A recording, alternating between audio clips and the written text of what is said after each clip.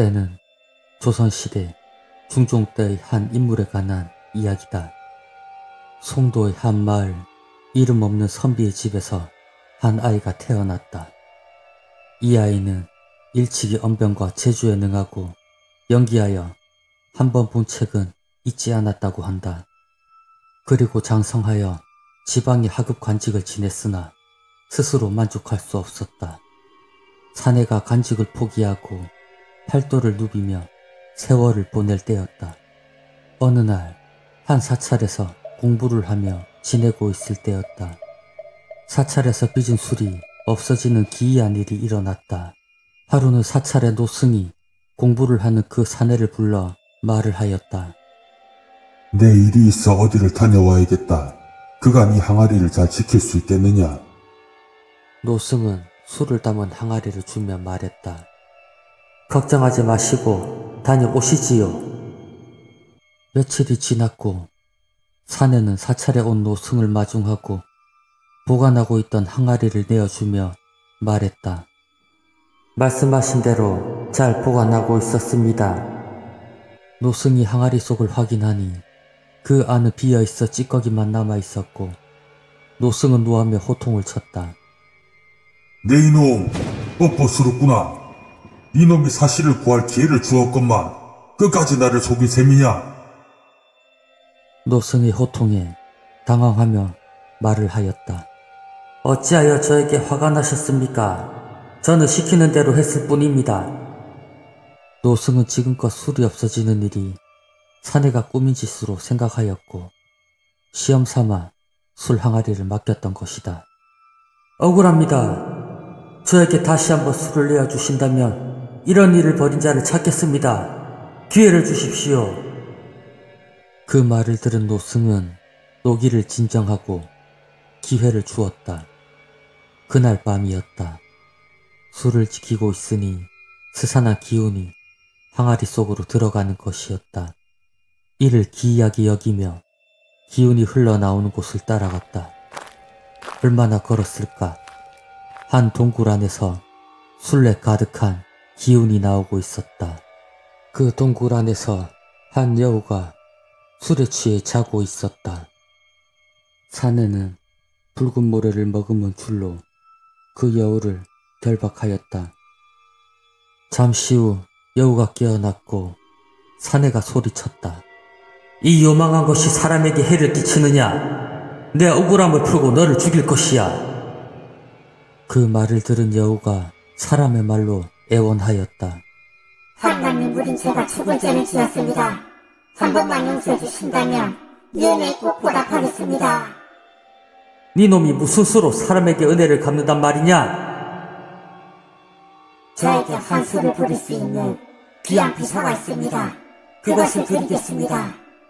그리고는 그 사내에게 동굴 속 바위 틈을 지나 숲속으로 가면 작은 초당이 있으며 그 초당 안에는 비서가 있다고 하였다. 그 사내는 결박한 여우와 같이 바위 틈을 지나 숲속으로 걸어갔다. 얼마나 걸었을까? 희미하게 한 초당이 보이기 시작했다. 참 기묘한 일이구나. 사내는 문을 열었다. 방 안에는 탁자가 있었고 그 위에는 신비스러운 기운이 흐르는 고서 한 권이 있었다. 요사스러운 여우가 말한 책이 이 책인가 보구나. 사내는 책을 읽기 시작하였다. 아니 이건 한 번도 본 적 없는 기이한 내용이었다. 그 내용인즉 환술과 도술에 관한 비법이 기술되어 있었다. 사내는 처음 보는 신비한 책에 빨간 점을 찍으며 읽어나가기 시작했다. 한참을 읽던 도중 본가 여종이 다급하게 달려와 사내의 부친이 별세하였음을 알렸다. 사내는 경황이 없어 책을 두고 여종을 따라 나섰으나 이상한 느낌이 들어 여종을 불러 세웠다. 그 순간 앞서가는 여종의 모습이 안개처럼 사라졌다. 사내는 여우의 요사스러운 속임수임을 깨닫고 다시금 초당으로 뛰어갔다. 방 안에는 붉은 점 표시가 되어 있는 책의 부분은 찢겨져 있었고 사내가 읽지 못한 부분은 여우와 같이 사라지고 없었다. 사내는 기이한 책에 있던 화술과 도술 변시술 등을 익혔고 그가 바로 호는 우사 전우치였다. 전우치에 관한 괴이한 일화가 어우야당, 지봉유설, 대동야승 등 여러 문헌에 남겨져 있다. 하루는 기재 신광안의 집에 있을 때였다. 그 자리에는 조선 중기 문신인 송인수도 있었다. 신광안이 송인수를 보며 인사차 말하였다. 자네 우사 정군을 알고 있는가? 신광안의 말에 송인수가 대답하였다. 그 명성은 익히 들었소만 이렇게 만남이 늦은 것이 한스럽습니다. 송인수의 말이 끝나자 신광안이 말하였다.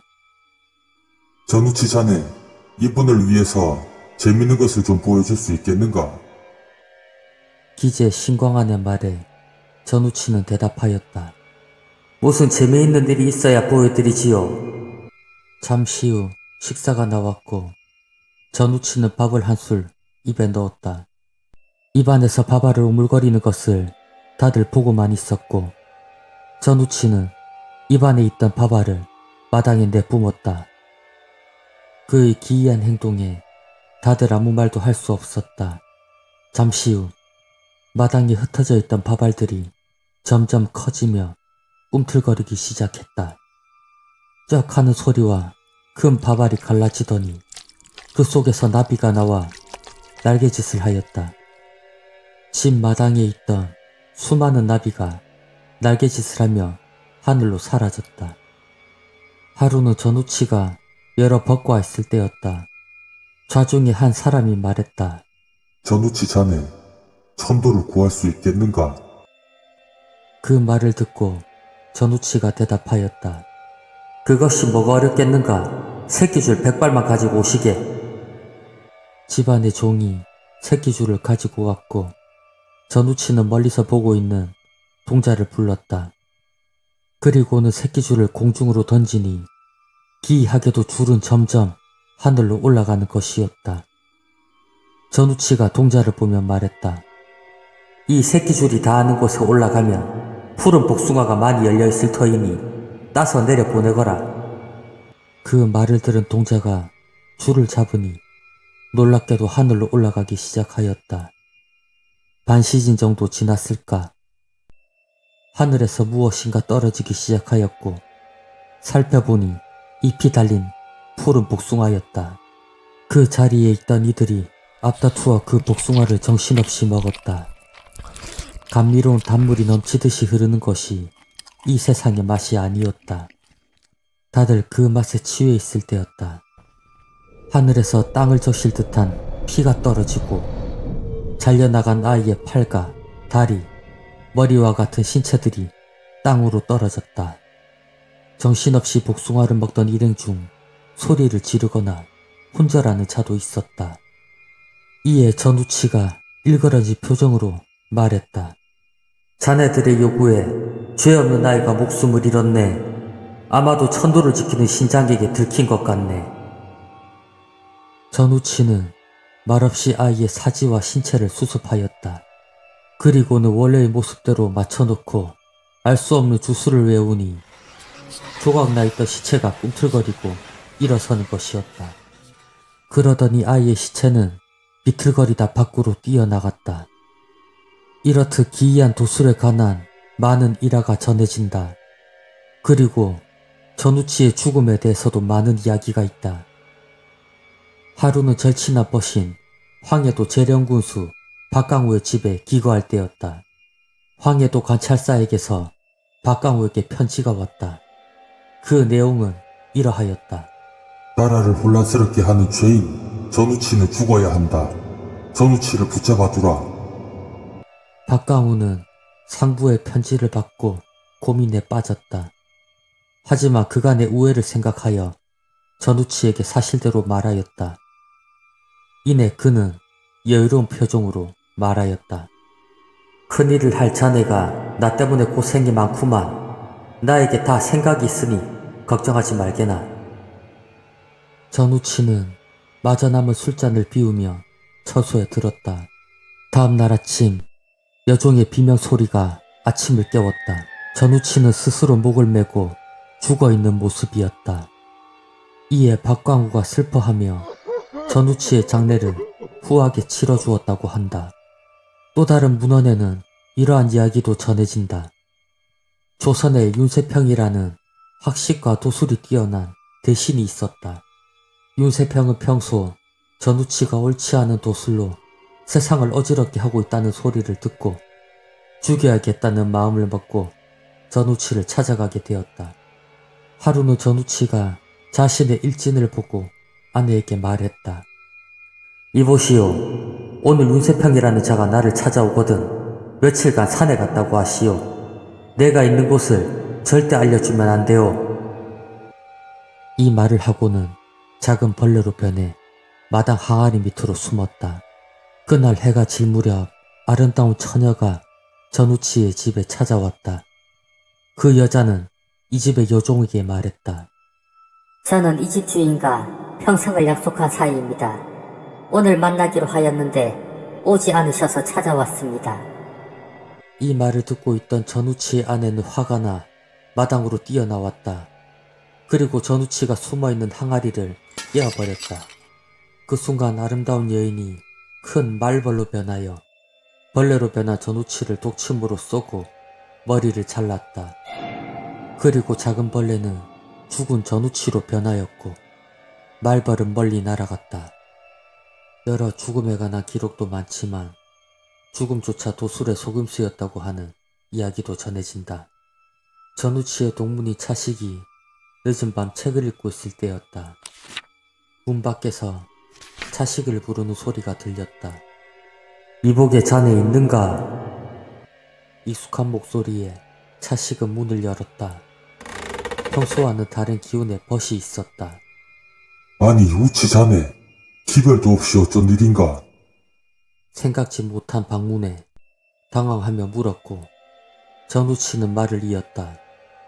내 근처를 지나는 길에 자네 생각이나 들렀네. 자네 책 좀 빌릴 수 있겠는가? 전우치는 차식에게 두공부 시집 일지를 빌려갔고 얼마 뒤 차식은 오래전에 전우치가 죽었다는 것을 알게 되었다고 한다. 그리고 한 야담에는 전우치가 옥살을 하여 태수가 전우치의 시신을 감매장하였다고 한다. 이틀 후 전우치의 식솔들이 이장을 하려 무덤을 파니 전우치의 시신이 없었다고 한다. 신비한 이야기는 이것만이 아니다. 중종 때 전우치는 기묘사화에 연루되어 도피 생활을 하던 도중 한 지방을 지나게 되었다고 한다. 길에서 잠시 휴식을 취하던 전우치는 자신이 지니고 다니던 지팡이를 땅에 꽂으며 말했다. 이 죽은 나무 지팡이가 다시 살아나면 전씨 가문이 번성할 것이다. 허나 살지 못하고 죽는다면 전씨 가문은 남의 그늘에서 살게 될 것이다. 전우치가 땅에 꽂은 지팡이는 기묘하게도 나뭇잎이 자라며 점점 자라났다고 한다. 아직도 그곳에는 전우치 나무라 불리는 500년이 넘은 은행나무가 있다고 한다. 이토록 전우치의 이야기는 많은 야담으로 전해져 내려오고 있으며 아직까지 이러한 도술로 전우치가 살아있다고 믿는 사람들이 있다고 한다.